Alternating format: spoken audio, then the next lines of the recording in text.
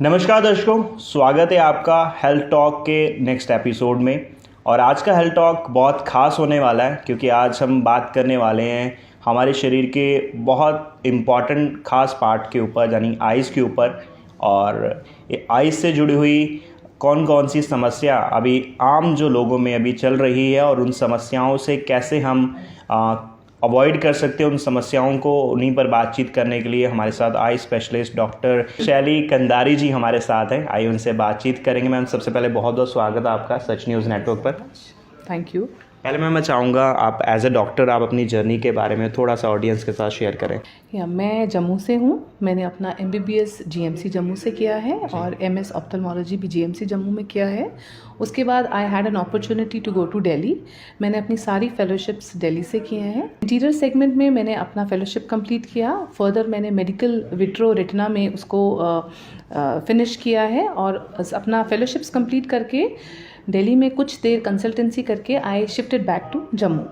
जम्मू में आके मैंने कुछ 3 साल श्री माता वैष्णो देवी नारायणा हॉस्पिटल में काम किया।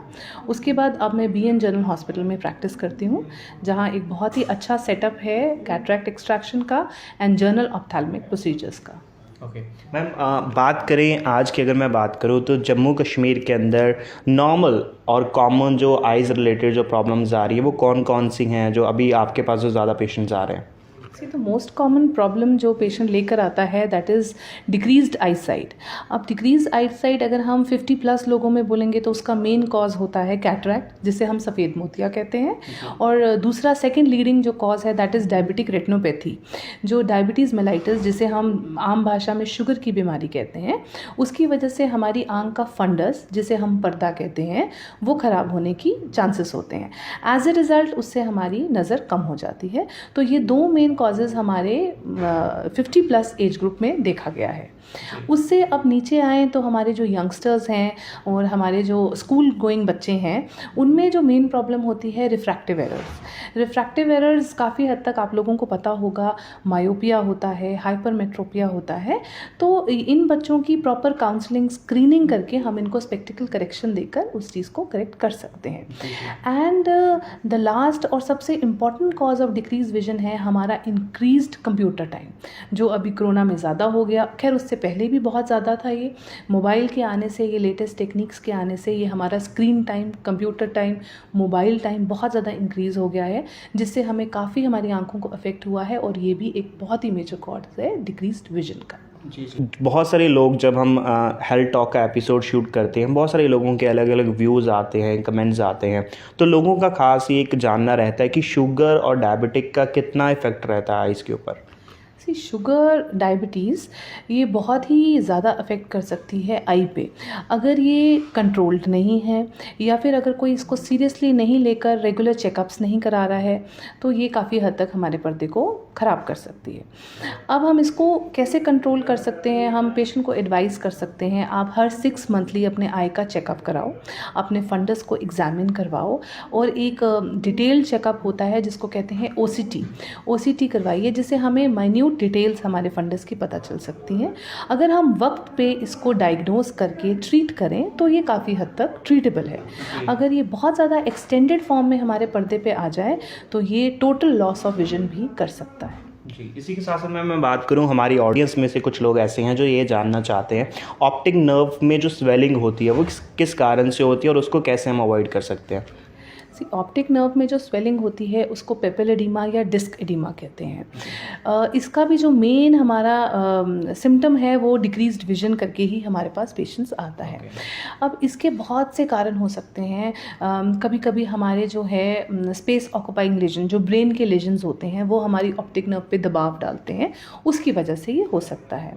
इसको हम कैसे मैम अवॉइड कैसे कर सकते हैं? अवॉइड ये चीज़ें हम प्रिवेंट कर सकते हैं रेगुलर चेकअप से। अपना BP वगैरह सब अपना मेंटेन करके, BP शुगर मेंटेन करके, रेगुलर चेकअप्स करके, बिल्कुल ही अगर सपोज़ हमारे अर्ली सिम्टम्स आए हैं, किसी को लग रहा है कि नहीं मेरे को थोड़ा बहुत कम दिख रहा है या हैवीनेस है, तो immediately you consult N ophthalmologist, eye specialist. Immediately अगर आप उसको डायग्नोज करो तो ये बहुत अच्छे से ट्रीटेबल है।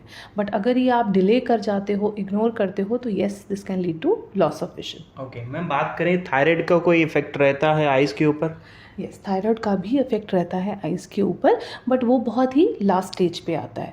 तो थायराइड आई डिजीज़ जो होती है वो काफ़ी हद तक हम उसको अवॉइड कर सकते किस हैं। तरीके के वो डिसीज़ रहते हैं और कैसे आप हमारी ऑडियंस को आप बताएंगे कि कैसे हम उनको थोड़ा प्रिवेंट कर सकते हैं, क्या क्या प्रिकॉशंस लेने चाहिए? राइट, थायराइड पहले तो थायराइड का चेकअप रेगुलर बेसिस पे करवाओ। अगर आप थायराइड को ही मिनिमली उसको रेज होने दोगे, मिनिमली उसको ख़राब होने दोगे, तो वो अवॉइड हो सकती है। बाकी जो है हमारा रेगुलर चेकअप में हम ऑप्टिक नर्व का स्टेटस देखते हैं, उस पर कोई थायराइड की वजह से दबाव तो नहीं बढ़ा, आई में फुलनेस तो नहीं है, आई बाहर की तरफ प्रोट्रूडेड तो नहीं है। ये कुछ साइन हैं जो हम थायराइड आई डिजीज़ में देख सकते हैं। जी जी। ऑप्टिक न्यूरोपैथी इस बहुत बड़ा साइन है थायराइड आई डिजीज़ का। तो इसी के साथ साथ हम बात करें हमारे बड़े बुज़ुर्गों की, हम अगर बात करें तो उनसे पहले से ही छोटे बच्चों को सिखाया जाता है कि सुबह जब उठते हो ठंडे पानी से आंखों को धोना चाहिए, उससे जो आपकी आइज़ जो है वो अच्छी रहेंगी। तो इसमें कितनी सच्चाई है? कुछ लोग फॉलो भी करते हैं, तो क्या सच में ऐसा होता है? मैं चाहूँगा थोड़ा सा अब इसके बारे में बताएं। See I really don't know exactly, but yes, आँख को साफ़ करना there is nothing bad in it. अच्छा है, सुबह सुबह उठ को आँखों को साफ़ करो। जो हमारी ग्लैंड्स की सुबह सुबह सिक्रीशंस हर एक इंसान की आँख में आ जाता है, जिसे हम देसी भाषा में गंध कहते हैं या फिर चिप्पड़ कहते हैं शायद। तो वो बहुत अच्छी बात है, सुबह सुबह आप अपनी आई वॉश करके उसको साफ़ करिए। बट वाटर आँख में डालने से कोई ख़ास फ़ायदा नहीं होता, बिकॉज वो उसी वक्त इवेपोरेट हो जाता है। तो अगर आप कुछ रूटीन में अपनी आई में यूज़ करना चाहते हैं उसे साफ़ करने के लिए, तो सबसे अच्छी चीज़ है लुब्रिकेंट्स का स्टे आँख में बहुत अच्छा होता है। वो हमारी आँख को ड्राइनेस से बचाएंगे एंड काफ़ी हद तक उसको क्लीन रखेंगे और हेल्दी रखेंगे। जी। तो मैम बात करें, देखिए बहुत सारी आइज़ रिलेटेड प्रॉब्लम्स हैं। जैसे मैं बात करूँ, देखिए प्रेसबायोपिया के बारे में आपने बताया। इसके साथ साथ एक बात आती है ब्लैक मोतिया, जिसको हम आम भाषा में बोलते हैं। मैं चाहूँगा उसके ऊपर भी आप बताएं थोड़ा सा, ये कैसे होता है और कैसे लोग इसको प्रिवेंट कर सकते हैं? काला मोतिया जो आपने बोला, उसका scientific name is glaucoma. Glaucoma किसी को खुद से पता नहीं चलता, it is always an accidental finding. Patient हमारे पास आता है कुछ डिस्कम्फर्ट लेके कि कुछ गड़बड़ है मेरे साथ, मुझे हैवीनेस हो रहा है, I am not very I am not very fit, I am not very comfortable, मेरे पढ़ाई में दिक्कत हो रहा है, या मेरे सिर में हैवीनेस हो रही है, या मुझे लग रहा है मेरा बीपी हाई है। तो जब वो पेशेंट हमारे साथ पास वॉक इन आता है, हम उसका आई प्रेशर चेक करते हैं। आई प्रेशर चेक करने के लिए एक मशीन होती है, टोनोपेन या फिर नॉन कॉन्टैक्ट टोनोमीटर, उससे हम प्रेशर को जान सकते हैं। हमारा नॉर्मल प्रेशर 11 से 20 के बीच में होता है। अगर वो हाई आ जाता है तो हम इस प्रोसीजर को बार बार 2-3 बार रिपीट करते हैं। रेपिटेशन पे हम डायग्नोसिस को कुछ और चीज़ों को जोड़कर, कुछ और चीज़ों को देखकर उसको डायग्नोसिस को कंफर्म करते हैं। और काला मोतिया से कोई डरने वाली चीज़ नहीं है। वंस इट इज़ डायग्नोस्ड, बड़ा ही इजीली ट्रीटेबल चीज़ है। कुछ दवाइयों को डालने से, 2 से 3 दवाइयाँ होती हैं, वो उसको डालने से काला मोतिया भी कंट्रोल में आ सकता है। बट पेशेंट बहुत ही रेगुलर होना चाहिए उसमें, और जो भी उसके साथ एसोसिएटेड फैक्टर्स हैं, for example high blood pressure या कुछ भी और, जो भी ग्लूकोमा सो कॉल्ड जो आप काला मोतिया कह रहे हो, उसके साथ जो भी एसोसिएटेड फैक्टर्स हैं, अगर हम उनको भी कंट्रोल करके रखें तो हम काला मोतिया को बहुत ही सक्सेसफुली ट्रीट कर सकते हैं और उसको प्रिवेंट कर सकते हैं कि हमारी आँख की नस पे वो कोई भी नेगेटिव इफेक्ट ना करे। जी जी। मैम एक और चीज़ देखी जाती है कहीं ना कहीं आज की डेट की, अगर हम बात करें तो बच्चों को छोटी एज में ही स्पेक्स या स्पेक्टल्स जो है वो लगना शुरू हो जाते हैं। तो इसका मेन कारण क्या आप देखते हैं, या इसको कैसे हम अवॉइड कर सकते हैं, या कैसे प्रिवेंट कर सकते हैं? और इसका मेन कारण जो है मैं चाहूँगा थोड़ा सा वो भी बताएं। राइट, सी पहले ज़माने में जो चश्मा लगता था वो कुदरती तौर पे आँख की बनावट वैसी होती थी। तो बच्चे को मायोपिया है जी, बच्चे को हाइपरमेट्रोपिया है, बड़ी आँख है तो मायोपिया है, थोड़ी छोटी आँख है तो हाइपरमेट्रोपिया है। बट ये पहले ज़माने के, इन एडिशन आजकल हम इसमें कुछ एडिटिव फैक्टर्स डाल देते हैं। फॉर एग्जांपल बच्चे की डाइट अच्छी नहीं है, बच्चे की डाइट अच्छी नहीं है, आजकल सब जंक फूड खाते हैं, उससे भी आँखें वीक होती हैं। सेकेंडली, पूरे दिन स्क्रीन पे बैठे रहते हैं, मोबाइल है, कंप्यूटर है, उससे भी ऐड होती हैं। ये सब चीज़ें जो हैं ये रिफ्रैक्टिव एरर्स चश्मे के नंबर को ऐड ऑन करते हैं। तो इसका प्रिवेंशन यही है कि स्कूल्स में स्क्रीनिंग प्रोग्राम्स होने चाहिए, और स्कूल्स में नहीं भी हों तो पेरेंट्स शुड बी विजिलेंट। अगर आपको लगता है कि आपका बच्चा टीवी पास जाके देख रहा है, या आंखों को बार बार मल रहा है, आंखों को बार बार ऐसे ब्लिंक कर रहा है, ऐसी कोई भी कंप्लेंट अगर आप अपने बच्चों पे देखते हो तो आपको इमीडिएटली उसका एक रूटीन चेकअप कराना है। This is what we can say. Okay ma'am, इसी के साथ बात करें, देखिए अभी हमने टेक्नोलॉजी की बात की है, फ़ोन्स हैं, टैबलेट्स हैं, कंप्यूटर्स हैं, तो आजकल के दौर में हमें इसके साथ connect, it's a part of life. तो टैबलेट्स यूज़ करनी है, फ़ोन यूज़ करने हैं, तो कहीं ना कहीं मैंडेटरी है।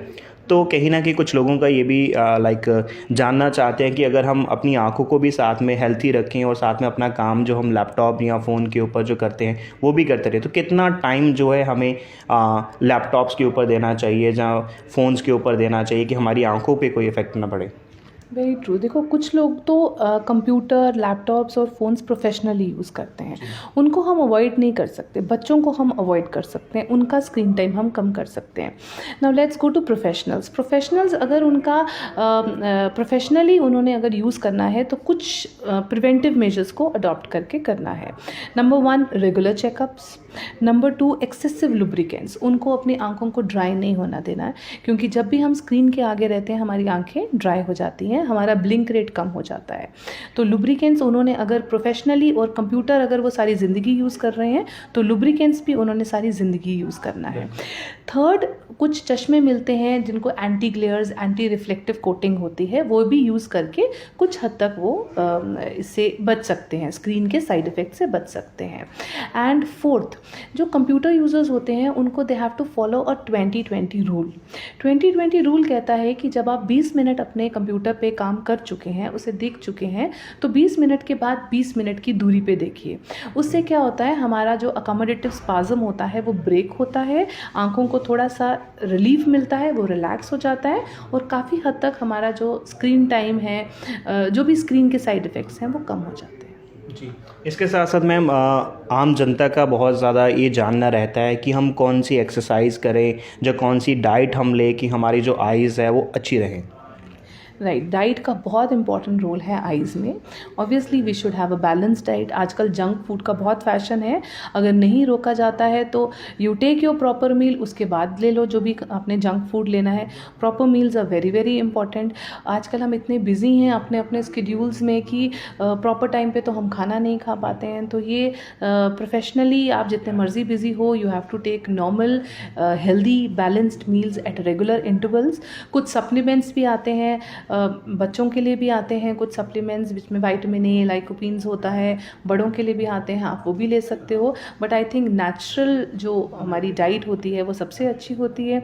कुछ एक्सरसाइजेज होती हैं, दे आर पेंसिल एक्सरसाइजेज, जो हम ऐसे करके we can do like this and like this. हमारा अकोमोडेटिव स्पाज़म, अकोमोडेटिव वो हमारी कन्वर्जन इनसफिशिएंसी को ठीक करता है।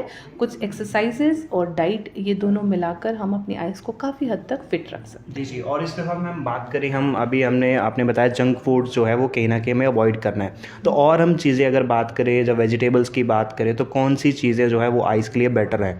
You should have a balanced diet, her cheese balance तरीके से। Obviously green leafy vegetables, fruits. अगर आप वेजिटेरियन हो तो आपकी थाली में दाल, फुल्का, दही, vegetable, you should have a complete balanced diet. और बाकी अगर आपको लग रहा है कि बच्चा बहुत ज़्यादा वीक है, ऑलरेडी वीक है, तो आप उसको सप्लीमेंट्स बच्चों के बहुत अच्छे मिलते हैं, आप वो दे दीजिए। अगर आपका बच्चा एक मील सपोज़ मिस कर रहा है, उसमें अच्छे से खाना नहीं खा रहा है, तो दूध में आजकल बहुत से सप्लीमेंट्स आए हैं। That is what we can do अपने बच्चों के लिए। एक और चीज़ मैं आपसे जानना चाहूँगा, कंजक्टिवाइटिस क्या होता है और कैसे होता है, और कैसे उसको हम अवॉइड कर सकते हैं या प्रिवेंट कर सकते हैं? कंजक्टाइवा की इन्फ्लेमेशन को कंजक्टिवाइटिस कहते हैं। कंजक्टाइवा जो हमारी आंख में आपको वाइट पार्ट मिलता है उसको कंजक्टाइवा कहते हैं। अब कंजक्टाइवा की इन्फ्लेमेशन जो है वो इन्फेक्शन की वजह से भी हो सकती है और एलर्जी की वजह से भी हो सकती है। आजकल वैसे ही एलर्जी का मौसम है, तो अभी जितने भी ओपीडी में वॉक इन पेशेंट्स होते हैं वो मोस्टली एलर्जिक कंजक्टिवाइटिस के साथ आते हैं। एलर्जी कोई भी है, धूल मिट्टी उड़ रही है, किसी को पर्टिकुलर चीज़ों से एलर्जी है, तो हम एंटी एलर्जिक्स देते हैं और वो कंजक्टिवाइटिस ठीक हो जाता है। अब इन्फेक्शियस में बहुत से तरीके की हैं, बैक्टीरियल हैं, वायरल है। तो कंजक्टिवाइटिस को आपको इजीली नहीं लेना है। अगर आपको लग रहा है आपको रेडनेस है, वाटरिंग है, इरिटेशन है, इचिंग है, फोटोफोबिया है, फोटोफोबिया होता है सूरज को टॉलरेट नहीं करना, ऐसे कुछ भी सिम्टम्स हैं तो आप उसको प्लीज़ आकर दिखाइए और प्रॉपरली ट्रीट कीजिए। They are treatable within 7 to 10 days। तो मैम बात करें हमारी डेली लाइफ में, क्योंकि भाग दौड़ बड़ी भी ज़िंदगी है, तो कहीं ना कहीं अगर हम बात करें नॉर्मल 6 आवर 8 आवर, लेकिन उससे भी ज़्यादा भी वर्किंग रहती है, तो स्लीप का यानी कि नींद का कितना महत्व रहता है एक अच्छी आईसाइट के लिए? नींद का महत्व ना सिर्फ आई साइट के लिए, तो पूरी बॉडी के वेल बीइंग के लिए है, अपना ब्रेन के मेंटल के वेल बीइंग के लिए है। तो good sleep and proper hours of sleep is very very important I site के लिए, आइज़ के लिए एंड द फुल बॉडी के लिए भी। तो वो तो जैसे तैसे वी हैव टू मैनेज कि हम 6 से 7 घंटे की मिनिमम स्लीप तो ले ही लें। बच्चों के लिए वो 7 से 8 हो जाती है। तो बात करें मैम लाइक कितने टाइम बाद हमें डॉक्टर से कंसल्ट करना कंपलसरी है लाइक आइज़ को लेकर? जहाँ बच्चे आते हैं, बच्चों को हर 6 मंथ्स में हमें एक रेगुलर चेकअप आइज़ का करवाना चाहिए। उसमें हम बच्चों की आई साइट चेक कर सकते हैं, हम बच्चों का कोई एलर्जिक एलिमेंट है आँख में वो सब चेक कर सकते हैं। अब बड़ों की बात है, देखो if you don't have a systemic disorders होते हैं आपका शुगर, डायबिटीज़ या फिर बीपी, ये हाइपरटेंशन, इनमें से अगर आपको कोई भी प्रॉब्लम है तो आपका 6 मंथ्स में आइज़ को चेक करवाना इज़ मैंडेटरी। तो अदरवाइज़ अगर आप सपोज़ आपको ऐसी कोई भी सिस्टमिक प्रॉब्लम नहीं है, तो चाहे आप साल में एक बार आके चेक करवा लीजिए। इसके साथ साथ मैं चाहूँगा जम्मू कश्मीर के बहुत सारे लोग कुछ जो health like eyes related problems हैं हमने आप तक पहुँचाई और काफ़ी अच्छा आपने उनके ऊपर बताया भी, लेकिन कुछ और भी काफ़ी ऑडियंस अभी देख रही है, उनके कुछ सवाल होंगे, वो आपसे फर्दर कॉन्टैक्ट करना चाहते हैं, कोई जानकारी लेना चाहते हैं, तो कैसे आपसे कॉन्टैक्ट कर सकते हैं? श्योर, मेरे टाइमिंग्स सुबह 9:30 to 12 त्रिगोटा नगर में है, that is a health for all clinic. And 12:30 onwards मैं BN जनरल हॉस्पिटल में I run a BN advance eye centre. तो जिसने भी वहाँ पर आना है तो 12:30 onwards they can come there. बाकी I can give you my contact number for any query, you are free to call and contact. तो एट द एंड मैं चाहूँगा हमारी ऑडियंस जम्मू कश्मीर आपको देख रहा है और भी काफ़ी लोग आपको देख रहे हैं, क्या मैसेज आप एट द एंड देना चाहेंगे आइज़ को लेकर? आइज़ बहुत ही इंपॉर्टेंट पार्ट है बॉडी का, तो आइज़ का ध्यान रखिए, use lubricants, reduce your screen time, eat well, sleep well and stay healthy. Thank you so much. तो ये थे हमारे साथ डॉक्टर शैली कंदारी, जिनसे आज हमने आपको रूबरू कराया।